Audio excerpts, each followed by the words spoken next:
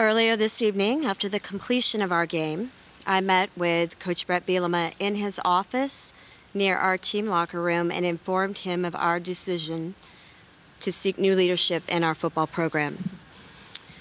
It was not an easy conversation to have, as Coach Bielema has represented the University of Arkansas in the Razorback program with class and has demonstrated unwavering commitment to our student athletes. Given the holiday weekend, it was important to communicate this change to Coach B so that he could have a chance to bring his team together and talk with his players before they were released from all football-related activities until Monday. It was important to me that we provide Coach Bielema an opportunity to share the news with his players rather than taking the chance that they would hear the news on social media or by some other avenues while they were spread throughout the region enjoying the weekend with their families. There is no question that Coach Bielema and his staff have made a positive impact on the lives of our student athletes, including supporting them in their pursuit of graduation and in their personal development as young men. In the course of the past 5 years, we had some highlights, including some memorable victories both in the regular season and in postseason play.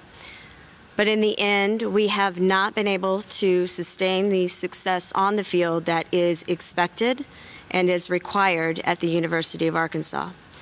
We must win games. Therefore, we made the determination that it was time to make a change at the head coaching position. I want to thank Coach Bielema for his service to our institution and to our program, to our department, to our university and our state, and to wish him the best in his future, both personally and professionally. The focus now will be on our efforts to identify the next head football coach for the University of Arkansas. I firmly believe that all we have to offer, including our history and our tradition, our facilities, our passionate fan base, and our ability to compete in the nation's best conference will attract the interest of many top coaches across the country. Make no mistake, our goal and our focus has been and will always be to compete and win in the Southeastern Conference and nationally. So now it is time to take our first step in the future of our football program, and I look forward to getting started immediately.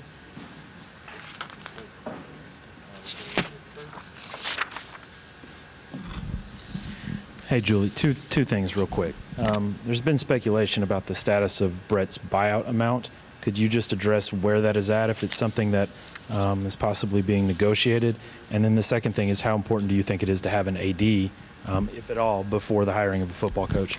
So Coach Bielema's employment agreement, as many of you know, specifies a personal service contract with the Razorback Foundation. The Razorback Foundation will handle his buyout, and the Razorback Foundation will determine whether or not to release those details when they have done so. I do think that people who will be on the market will be looking to find a job if they so choose, if they are on the football coaching market. Well, to find a job where they'll be supported, to find a job where their sport, where football is important, where there's a commitment to winning, where the resources are there in order to fund in order to have a competitive program. So I don't think we will have any problem having interest in this job, and I don't think we will have any problems moving forward in our search. Hi. So the announcement was made just after the game. When was the decision made? We were evaluating Coach B all the way up through the end of the season, literally through the game today.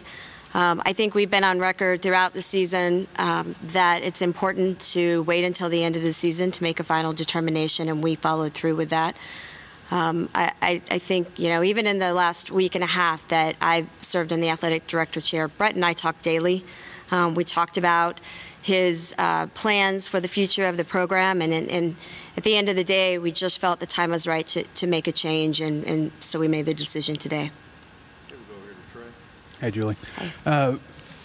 with the coaching search, will it be a committee, or will you be making it, or how do you guys plan to put that together, and do you have any names for us if there is a committee? So we'll launch the coaching search this evening. I'll be working and running point on the coaching search. I've been fortunate over the last 20 years to build a network of people in the college athletics ranks and in football, and I'll lean on that network as well as others who I've gotten to know in my time here at Arkansas, who particularly are interested in finding a coach that fits with our state and fits within our region. So I will be leading the coaching search, and I don't have any names for you. I'll call who I need to call in order to make the best decision for us. Hi, Julie. With the December signing period now for high school recruits, that's new this year, does that speed up the process of finding a coach at all? Well, I think there's no doubt that it has impacted all the searches that are already ongoing and the searches that will be announced in the coming days.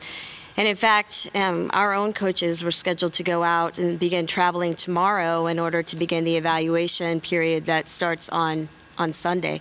So the signing day is important, but the weeks leading up to it and the activities during those weeks are equally as important.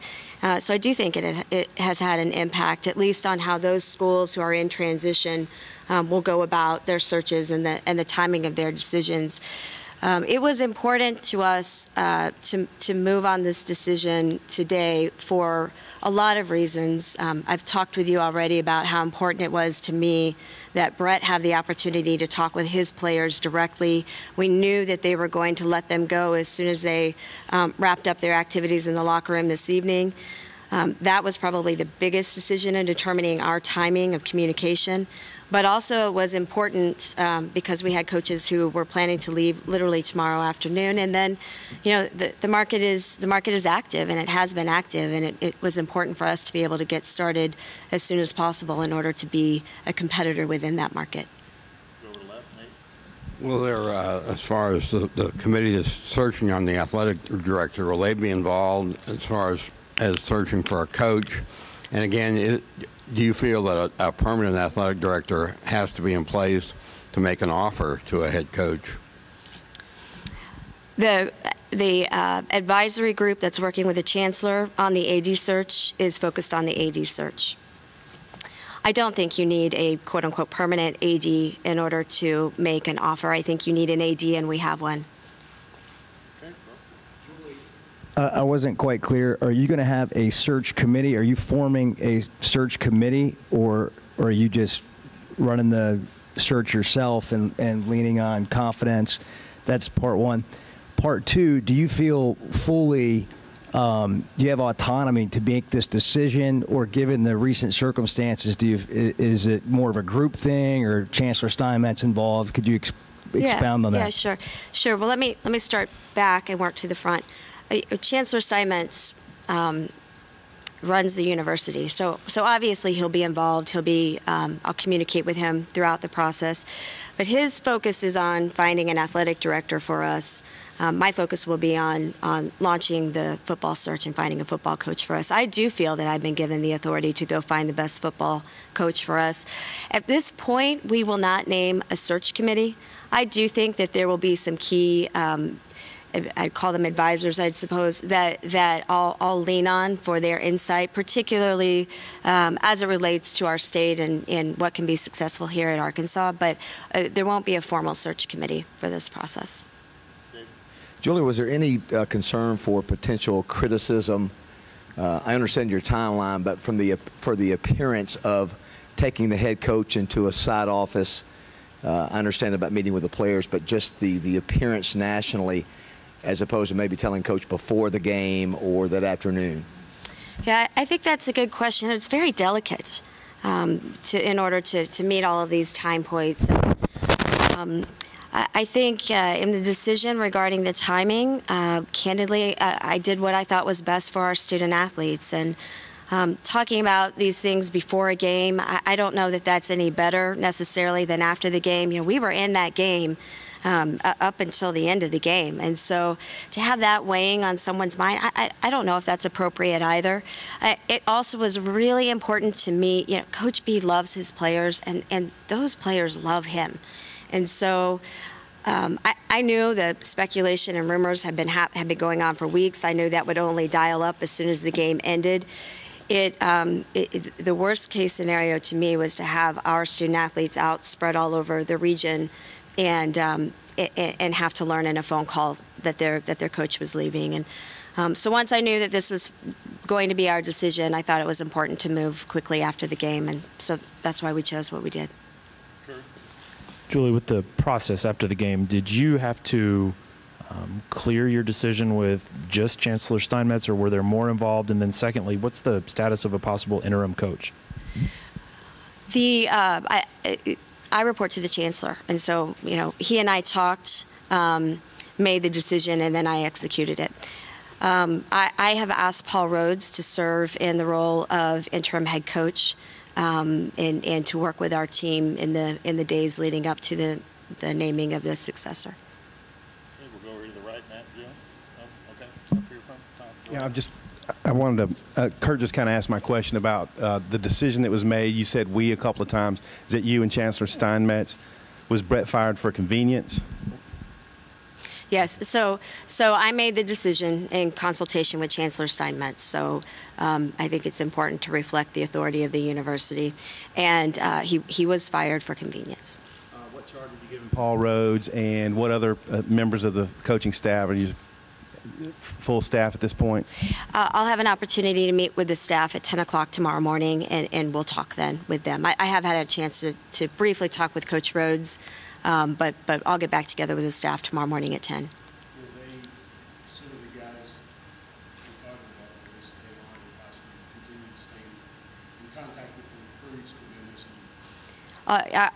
Coach Bielema is the only coach that with whom we have separated at this point. So everybody else is an active employee of the university. And when we meet tomorrow at 10 o'clock, we'll talk about continuing to work in their role. Julie, do you have most ADs, they usually say they have a short list of coaches when things might change. Do you have a short list of guys in mind? I think it's really important if you're going to be in this role, and I do recognize that this is a relatively short-lived role for me. We're 10 days in, but I think if you're in this role or in the role of a sport administrator in general, it's important to understand who's out there, who the coaches are, who the market is, and I've done that. This is actually not the first football coaching search that I've been involved in, and I did my first one 7 years ago now. So I've been aware of the market for a while, and I'm aware of coaches that I think will be interested in talking with. Time for a couple more. Sorry, so I guess that was at Indiana? I was at Indiana. We hired Kevin Wilson, who was the offensive coordinator at Oklahoma at the time.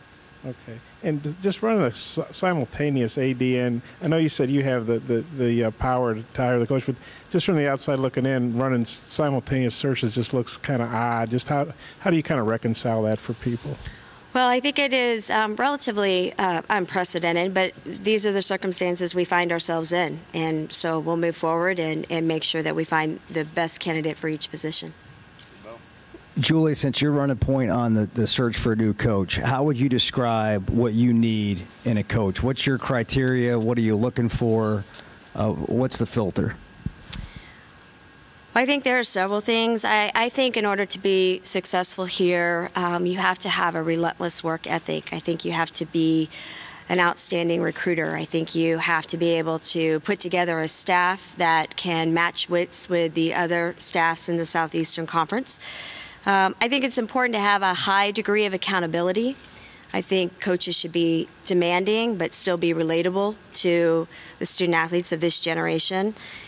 And I think it's important, particularly here, that whoever becomes our next head coach understands and relates to our culture, both here as a university and also in the state and throughout the region. All right, we'll take one final one with Bob here in the front. Julie, Brett obviously had a great resume when he came here, but he never coached in the SEC, never coached in the South. Is it important to you to hire a guy that's got SEC background or Southern background, or how important is that sort of stuff? Yeah, I think that's a good question. I think particularly at this point in the search, it's premature to try to limit to a sub-pool of a pool of coaches. What I'm looking for is somebody who can be successful in the Southeastern Conference. And so I've listed some of the factors that I think will lead to that, but I wouldn't necessarily limit us to looking only at people who have SEC ties at this point. We're just getting started, so I'd like to keep the pool broad until we find our best candidates. Thank you all very much. Thank you.